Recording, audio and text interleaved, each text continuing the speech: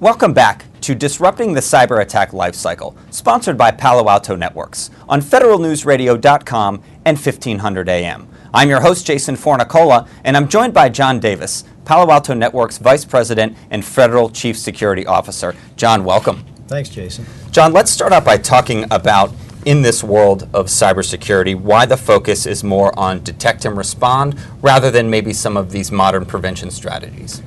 Well, I think for a long time, as you heard in the earlier broadcast with Rick Howard, some of our industry has given up on the ability to prevent, and is focused primarily on detection and response, which means with a mindset like that, that means you're always involved in cleaning up aisle 9, as some people like to say. We believe that you can actually get ahead of a lot of that threat. Now, you may not be able to prevent everything, but we think you can make significant progress in terms of preventing the threat in the first place, so that you can make better use of your people, time, and resources when in those cases where you do have a problem to go find it and do something about it. But you can take a lot of that off of the radar screen up front if you have a prevention mindset. To piggyback off of your cleanup on aisle 9 analogy, it sounds very much like it's a reactive focus, which doesn't feel very efficient, right? What are the risks associated with that? Well, the risk is that you're always going to be dealing with crime scenes rather than preventing these things from happening to begin with. And the environment is getting more and more complicated. The threat, the attacker, you've heard this before, the attacker has the advantage. It's a math problem. The ability to use cloud computing and automation, the attack environment is a marketplace. And it's very difficult for defenders because as it becomes cheaper and easier for attackers to get in and do their harm, defenders have a tougher and tougher problem in being able to, they have to be right all the time. Attacker only has to be right once. It's a very expensive proposition as a defender unless you change the math. And that's why a prevention mindset helps you to begin to think about how you can change some of that math and leverage technical capabilities, automation, cloud capabilities on the defense to change the math and make it, put the attacker on the wrong side of the math problem. Before we get into some of the specifics, talk to me a little bit about the pressure associated with having to be right all the time, right? When your opponent only has to be right once.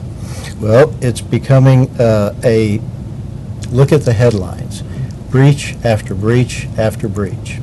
And so these issues today are becoming CEO and boardroom issues. They are not dealt with in the environment, strictly in the environment of the IT world. So the more that senior leadership, in terms of CEOs and board, chairman of the board and board advisors, become involved in these issues, well, that puts a lot of pressure on being right. And yet we talked about the math problem, and so it's becoming more and more difficult for information, both information technologists and cybersecurity professionals to be able to change this dynamic. So it looks like, a never-ending battle. And we need to do something about that. That's why I'm in the business of enterprise security with Palo Alto Networks. Well, let's talk about that a little bit. Tell me about how Palo Alto Networks is leading this charge in a lot of ways in trying to change the mindset to a prevention philosophy. Sure, I'll talk. We're trying to lead that in a number of different ways. Let me just talk about one. You heard Rick Howard talk about the attack life cycle. So we know that adversaries, rather than just dealing with mountains and mountains, millions and millions of individual events, which makes it seem like a no-win situation, we've learned over time that this life cycle allows us to look differently at the cyber threats.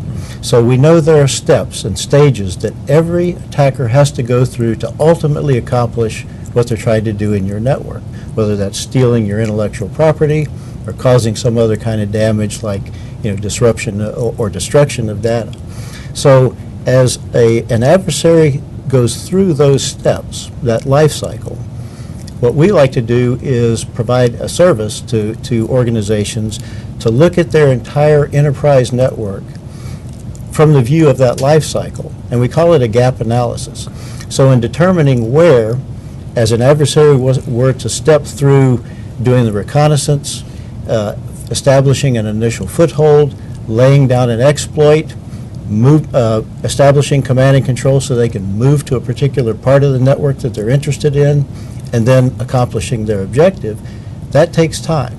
And if you step back and look at the whole life cycle and those steps, you can actually watch an adversary step through that process. And what it provides you is opportunities throughout each of those steps to put technology in place that can alert you and allow you to do something about it.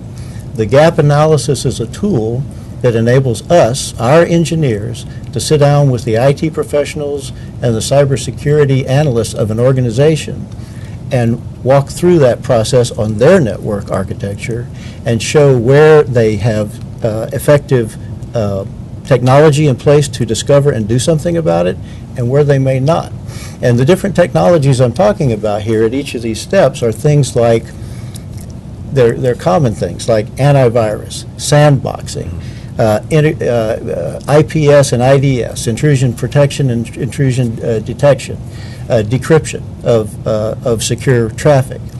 All of these different techniques, these different technologies, can be put at the various places within a network, from the perimeter all the way down to endpoint devices, and addressing the actual data and information in a company's network in a way that offers protections, mitigations, defenses.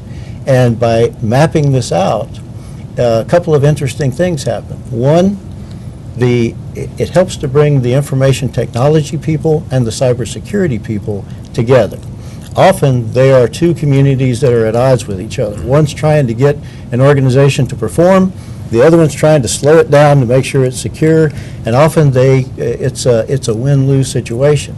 This gap analysis enables them to both come together and look at it from a common perspective. How do we as an organization safely enable what we need to do our business? Safely enable means so that the attacker can't get in and do whatever nefarious intent they have to do. The other thing that it does is, once you have this gap analysis, it enables you to essentially have a scorecard for your organization, so that leaders, the CISOs and the CIOs of an organization, can use the results of the gap analysis as kind of a scorecard in terms of risk management posture for the organization. And it's a great tool that they can use to brief the leadership of the organization. And finally, the last thing that I'd point out that this gap analysis provides is a roadmap for the future, and in helping an organization decide how to manage the risk and make wise investment decisions, so that wherever they're red in the gap analysis, meaning bad, they can invest in technologies that would help address that and bring the security posture up. So it's a kind of a tool that serves a variety of different functions. And it sounds to me, based off of what you described, it's a real way for you to understand, really at the ground level, what your customers' needs are, right? Yeah, I think it is. I think it's a way to understand and help them understand what their real needs are in a way that, like I mentioned before, helps those who are trying to design the network and system of an organization to perform, as well as those that are trying to make sure it's secure and can achieve that without the risk of being penetrated or breached. Anything else that you can tell us about the gap analysis and how people can get started on it? Is there a cost associated with it, anything like that? It's free.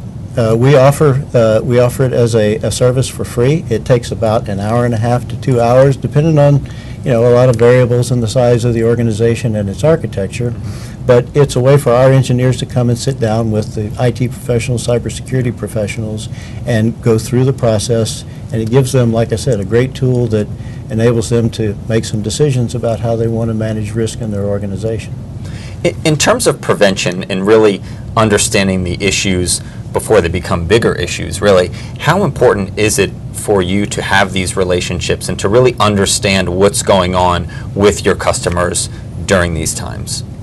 Oh, it's absolutely critical for us to understand. I mean, you heard Rick Howard talk about we're living in a digital age where it is so important to everything that we do as a society, our economy, our national security, There's not a function that we do nowadays that isn't dependent on trust in the digital environment.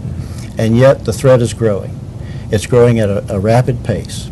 And if we continue with this mindset that, well, we're going to focus all of our attention, our time, and our people, and our technology on simply finding stuff that's already, bad stuff that's already happened in our network and then doing something about it, that's a losing proposition.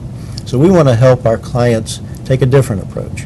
We want to help them with a prevention-oriented mindset, not that you still have to have detection, you still have to have response, you still have to build a resilient architecture because you have to plan for the worst.